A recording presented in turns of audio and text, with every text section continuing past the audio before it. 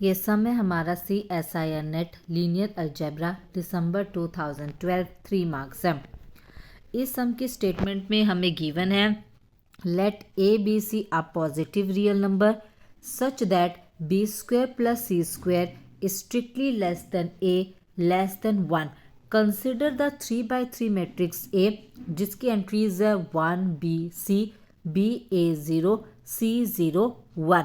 Then all the eigenvalues of A are negative real number.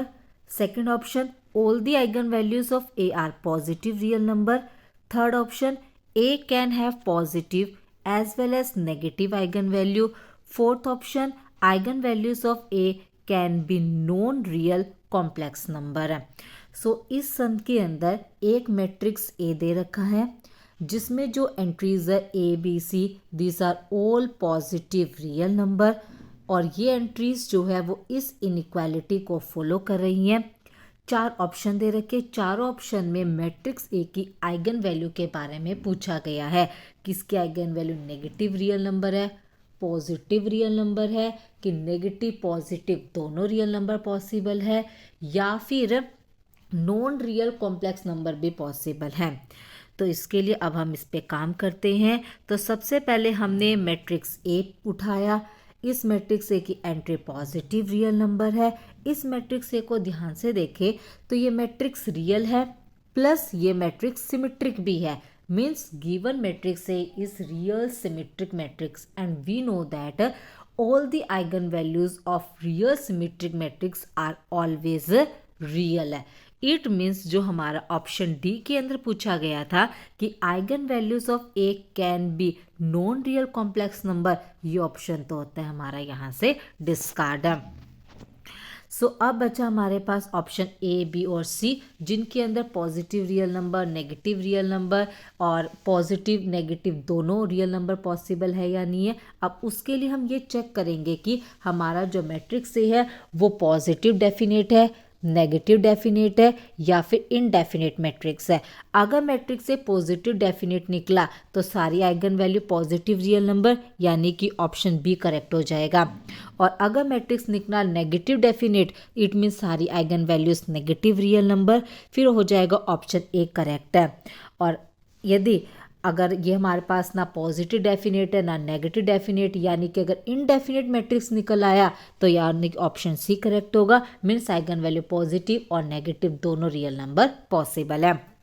तो अब किस तरीके का डेफिनेट है उसके लिए हम क्या करेंगे, इसके प्रिंसिपल माइनर्स निकालेंगे। तो 3 प्रिंसिपल माइनर्स निकलेंगे इसमें क्योंकि मैट्रिक्स का ऑर्डर 3x3 का है। तो पहला प्रिंसिपल माइनर है A1। A1 हो गया हमारे पास 1/1 ऑर्डर का है दैट इज 1 और 1 हमारे पास पॉजिटिव है यानी कि ग्रेटर देन 0 हो गया। अब दूसरा निकालते हैं A2। A2 निकलेगा हमारे पास 2/2 ऑर्डर से, तो ये डिटर्मिनेंट हो गया A माइनस बी स्क्वायर। अब हमारे पास जो इनइक्वालिटी दे रखी थी उसका यूज़ करते हैं क्योंकि हमें ये चेक करना है A माइनस बी स्क्वायर हमारा ग्रेटर देन 0 होगा या लेस देन 0 होगा। तो इनइक्वालिटी हमें दे रखी है बी स्क्वायर प्लस सी स्क्वायर स्ट्रिक्टली लेस देन ए और ए इज स्ट्रिक्टली लेस देन 1।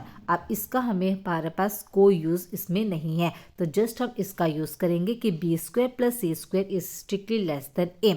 हमें चाहिए ए माइनस बी स्क्वायर, तो यहाँ से ए माइनस बी स्क्वायर की वैल्यू निकाली जो आ गई सी स्क्वायर से स्ट्रिक्टली ग्रेटर देन है। So A minus B square is strictly greater than C square.